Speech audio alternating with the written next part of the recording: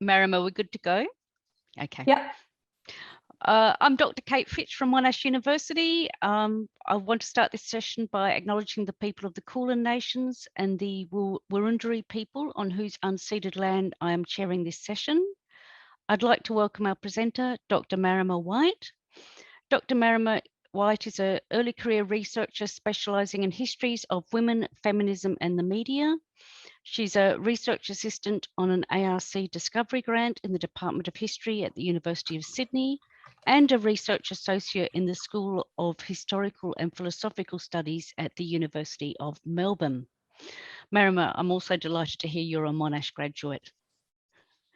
Marama is currently teaching history and gender studies and is working on her first book, which examines grassroots feminist activism by women journalists employed in the US news media during the 1970s.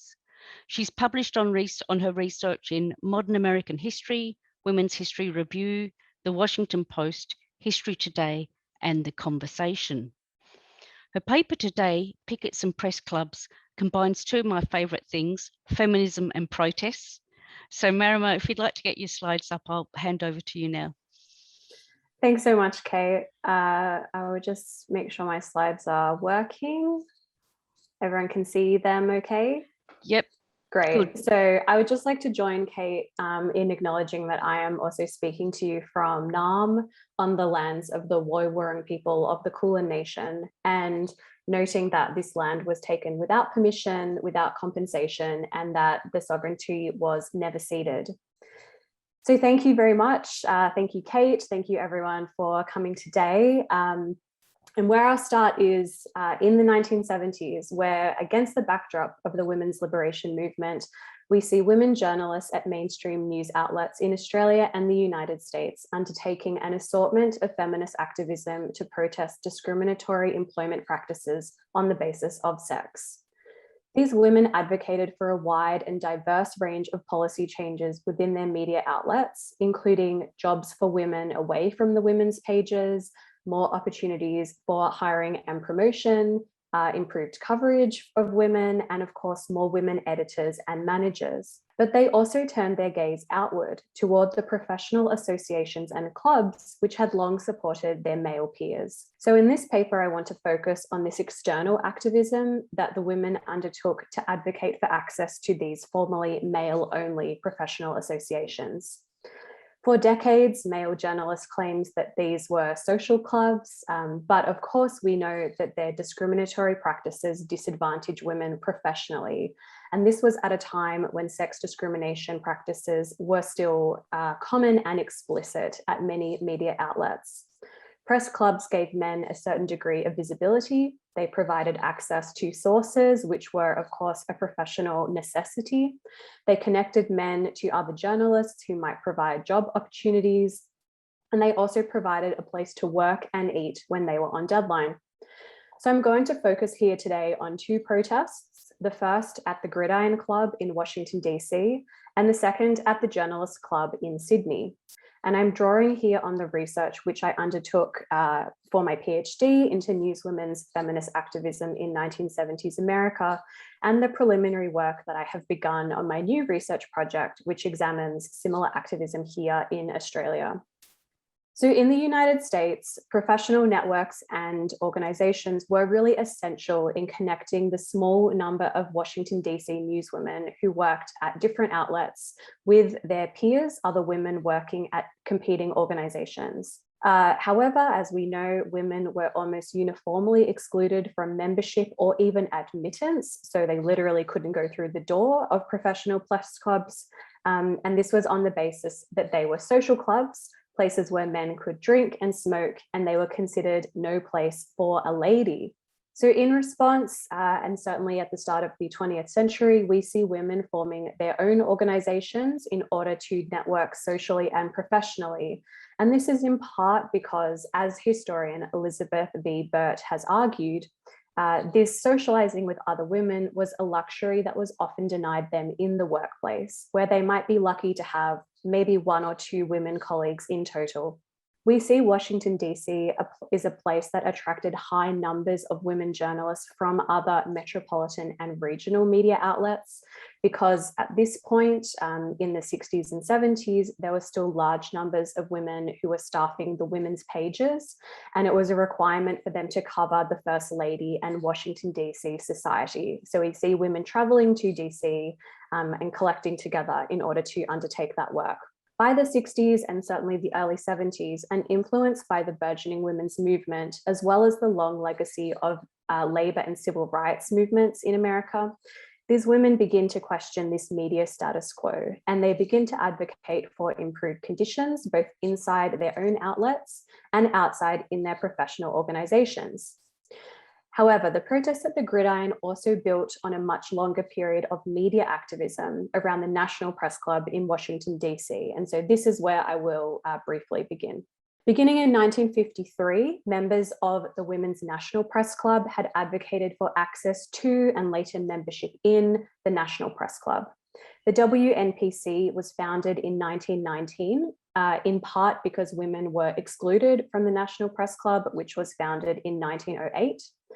The Women's Club organized their own speakers and events, and they created a space where women journalists could meet and socialize.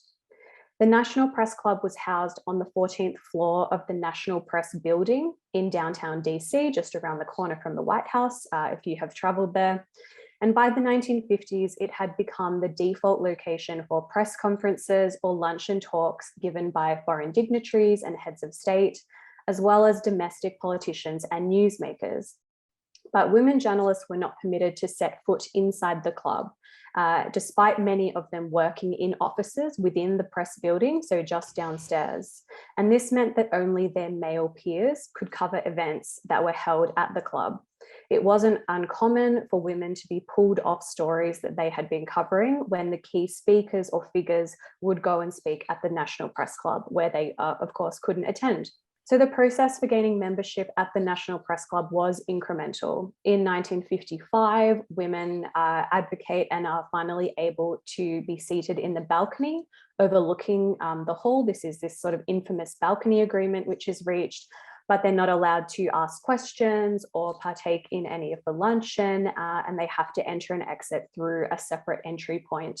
During the late 1950s and early 1960s, WNPC presidents undertake campaigns to write to prominent speakers to alert them to the press club's discriminatory practices and to request that they speak elsewhere.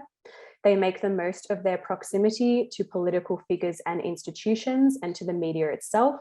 For example, by seeking audience before the Presidential Commission on the Status of Women, by raising the issue with the sitting presidents at press conferences, and writing attention-grabbing press releases to be distributed to the media. Eventually, in January of 1971, members of the National Press Club vote to open membership up to women. And in 1985, the WNPC ceases to exist when it merges into the National Press Club. So this brings us to the Gridiron Club. And interestingly, the WNPC archives provide no suggestion that its members were interested in taking up a similar fight at the similarly sex-segregated Gridiron Club.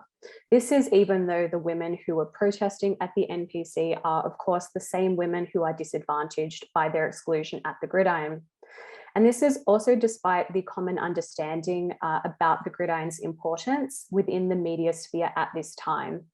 Indeed, a 1964 article in Esquire magazine described the NPC and the Gridiron as the twin fortresses of the Washington press establishment. So we can get an understanding of how important they were seen at the time. Founded in 1885, the Gridiron Club had only 50 members, so it was capped. And in 1970, they were all male and all white. And they were considered the elite of the already elite DC press corps. The Gridiron existed purely to throw the annual spring dinner and a couple other smaller social events. And traditionally, the President of the United States would attend this annual dinner and give an off-the-record speech to the attendees before Gridiron members might perform skits and songs about the DC political scene. From 1885, when the club was founded, to 2020, every president except Grover Cleveland spoke at the club at least once during their presidency, including President Trump. But although on its face, the Gridiron purported to be a social club, we can see how the lack of membership for women raised many of the same professional concerns as at the National Press Club, and in particular, the way that members used the dinner to mingle with important political figures and to impress potential news sources with this highly sought after invitation. So protests at the Gridiron emerged more organically than at the National Press Club, first in 1970, when a 22-year-old freelance reporter announces that she's going to picket outside. This first grassroots protest saw between 40 and 50 journalists, predominantly women, but some men, another departure from the National Press Club protests, all picket outside the club's March dinner. By 1971, these protesters had organized themselves into an ad hoc group of almost 250 journalists called Journalists for Professional Equality. And this group has no archives, but it did include many prominent women from the press corps and other women who were WNPC members and who had been veterans of this fight against the National Press Club. Unlike the Women's National Press Club, Journalists for Professional Equality was a single issue organization, so it only emerges in the historical record in the lead up to this annual dinner every year. Unsurprisingly, given the overlap of members, JPE adopts several of the same tactics from the National Press Club fight. This included issuing press releases, writing to potential guests. They also seek support from the Journalism Union, the newspaper guild. But unlike at the National Press Club, we see a marked departure in tactics when the Gridiron protesters are willing to literally take their fight to the streets to form these picket lines. And they are perhaps inspired here by the highly visible feminist protests around public accommodations, which begin in the late 1960s in the US. These complaints raise questions of social rather than professional exclusion, but they take place in similar ways. We see women wielding the newly passed Civil Rights Act of 1964, which prohibited discrimination on the basis of sex, as well as the Equal Protection Clause of the 14th Amendment, which required equal protection under the law to address being refused service at hotels, bars, restaurants, and access to club meeting rooms. And as historian Georgina Hickey has argued, gender segregation in the public space reinforced a male-privileged heteronormative public space in which women had limited access and needed to perform an appropriate relationship to men. So in other words, women are only granted access to the space if they are accompanied by an appropriate man. And we see this in the press clubs when male journalists are able to bring their girlfriends or wives to certain events, but women journalists, otherwise their peers, are not allowed in because they don't have this kind of relationship to a man. And needless to say, even in the 1970s in the US, even these very small accommodations for women are only granted to white and usually middle-class women. So the Gridiron protests quickly become a story themselves, and we see the protesters willing to be photographed and named in news stories, sometimes stories published in their own outlets. And this is significant because women journalists often faced increased scrutiny over so-called objectivity of their reporting in this period due to their sex. But despite a few well-publicized pickets and some boycotts by high-profile guests, and we see increased numbers at these picket lines during 71 and 72, there is little change internally at the Gridiron. This is just seen as something else that they just have to get past, get through on their way inside to the dinner. So in 1974, we see a really significant shift in tactics. Rather than picketing the dinner, JPE decide to give attendees a reason to turn down their invitation in the first place. And they do so by organizing this counter Gridiron boycott party. It's held on the same date, and the invitation says, if the Gridiron date changes, we change. So rather than go to the Gridiron party, you can come out to this JPE party instead. And in DC particularly, a guest list was a manifestation of social capital, and the counter Gridiron demonstrated how much pull these JPE members had. For the bargain price of $7.50, over 800 attendees had the chance to pay for a kiss with Gloria Steinem at the kissing booth. They could bid on a dance with news anchor Dan Rather, or they might want to pin the tail on the male chauvinist pig. The New York Times described it as one of the best informal parties here in years, and all of this success was enough to worry the Gridiron. Indeed, a mere 7 months after this first party, Gridiron members voted to reverse 89 years of policy and substitute the word persons for men in their constitution, therefore allowing for women members. By February 75, the club had elected its first female member, Helen Thomas of UPI, perhaps the most prominent woman in the Washington, DC press corps at the time. But JPE were concerned that Thomas's admittance might be a token gesture. So they decide to go ahead with another boycott in 1975. Once again, as they do in 74, they raise all the proceeds raised are donated to the Reporters Committee for Freedom of the Press. So they're not generating any income from this. Women wore buttons reading "One is not enough" and "Tokens are for subways," and the party is another success. And then just to get the point home, JPE hold one final boycott in 1976. And then following this carnival, we see JPE quietly dissolve. There are 5 more women elected into the Gridiron between 75 and 79. But perhaps because of the lack of external pressure following this, the next woman is not elected until 1983. And a woman of color is not elected until 1993, 108 years after the club was first formed and 18 years after membership first opens up to women.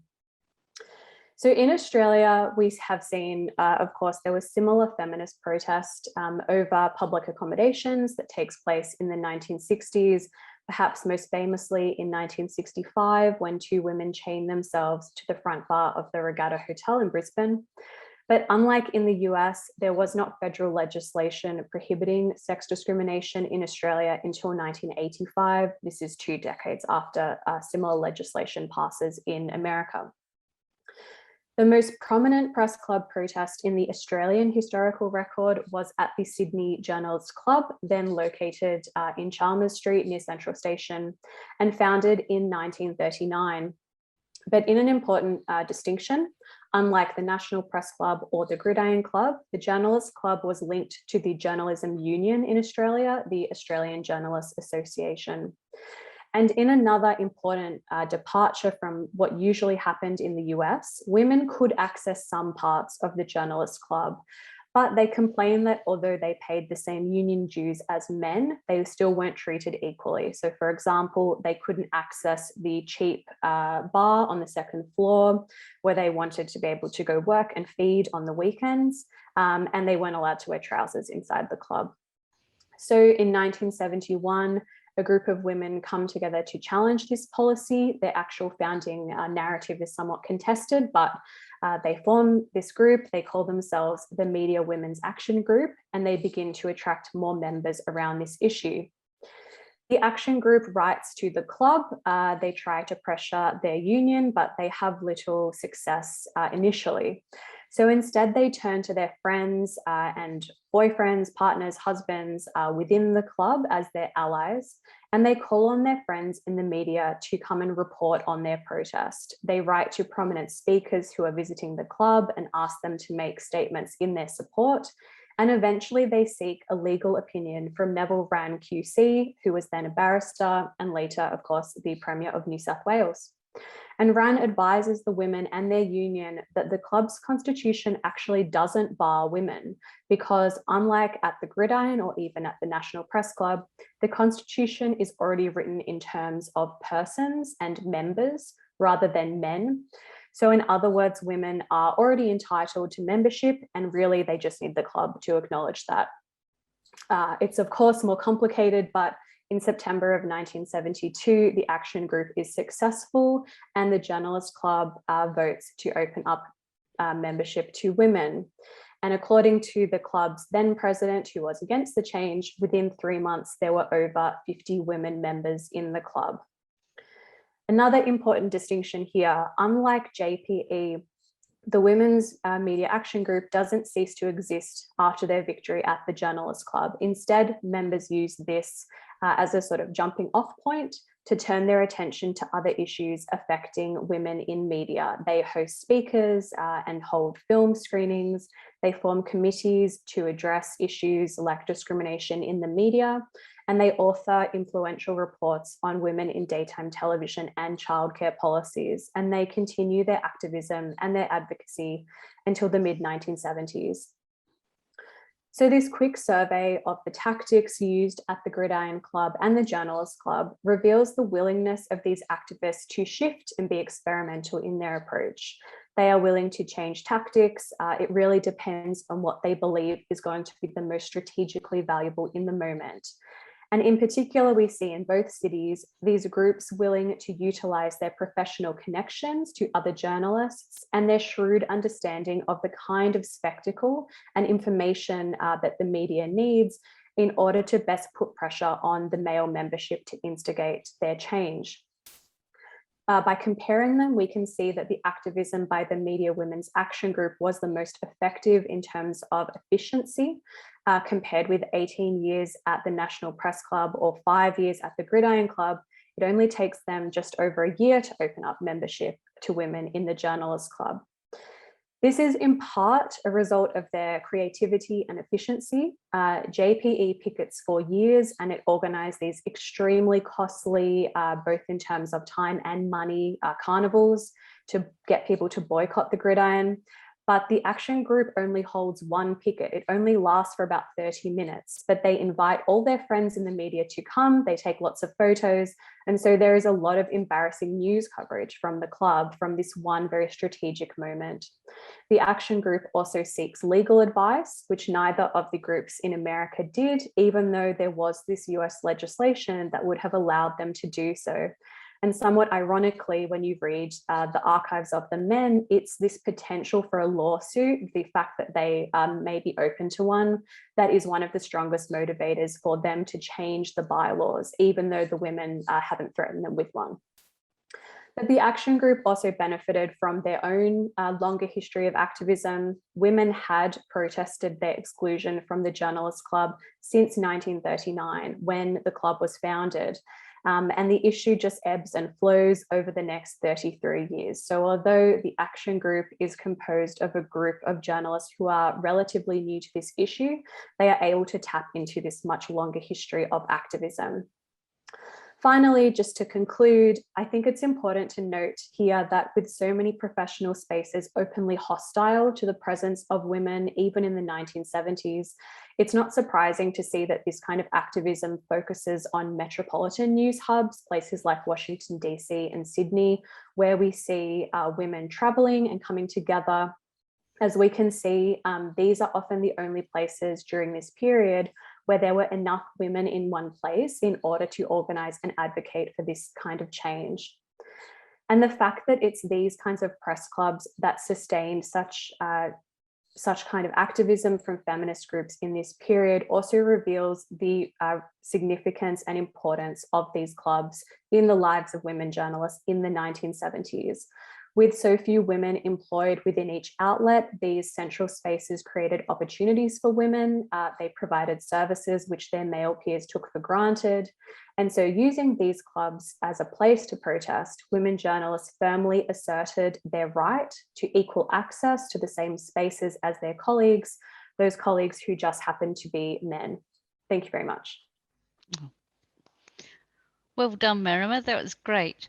I really enjoyed it. We've got about just over 7 minutes left for questions. So has anybody got a question to start? Marama, I wanted to, I was really struck by the way you describe press clubs as offering male journalists sort of visibility and connections, sources for stories, new job opportunities. And I just wanted to share an experience with somebody I interviewed who I think had moved from a woman who'd moved from journalism to work for a brewery in the early 1970s in Australia, and the brewery had its own bar and women weren't allowed in. So even though she had quite an executive role, I think with, director of public relations, she said all the decisions were made in the bar and I wasn't allowed in there.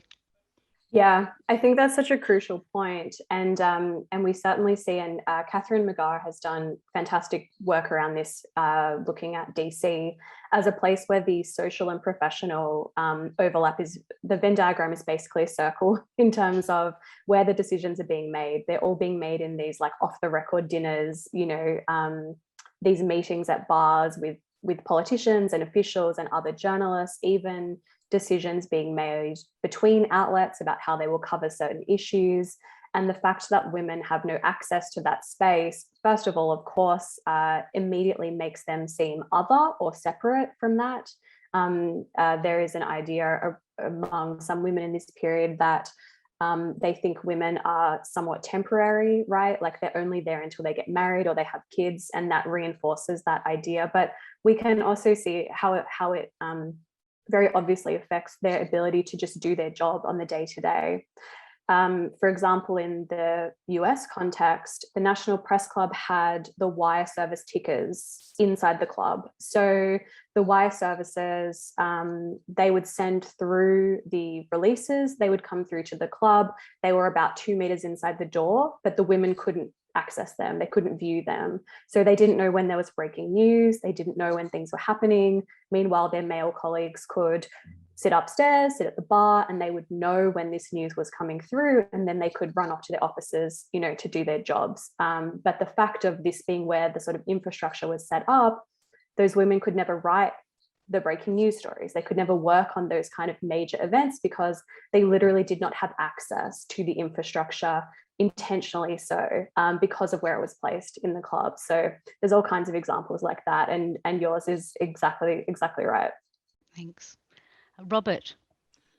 Yeah, because of the peculiarity of Canberra being still a relatively small town even into the 70s, Parliament House was really important. Do you know the rules of access for women journalists to the Parliament House bars? I don't know, but that's a fantastic question. And there has certainly been some work done around this, and there was a relatively well-acknowledged protest around the Canberra Times in the 70s. So there is a lot of, I guess, awareness and activism happening around this. And I wouldn't be surprised if there are similar issues coming up around those kinds of spaces. But the Australian part of this project is still relatively new, and I've mostly focused on Sydney at this point, but I'm certainly also going to be looking at Canberra and Melbourne. Thank you. Marama, I wanted to ask if you saw kind of links with contemporary sort of activism, or at least advocacy for women's work in the media now, perhaps through organisations like Women in Media? Yeah, absolutely. So my research is really focused around questions of how women in media were able to connect with each other and find each other, particularly in the non-digital era, which is why I'm very interested in the 1970s. And I do think that there are some really interesting echoes in the ways that we use social media and the sort of, I would say, more of a return to grassroots sort of activism now, that we can see a lot of resonances with what was happening in the 1970s, very collective-based activism, very targeted.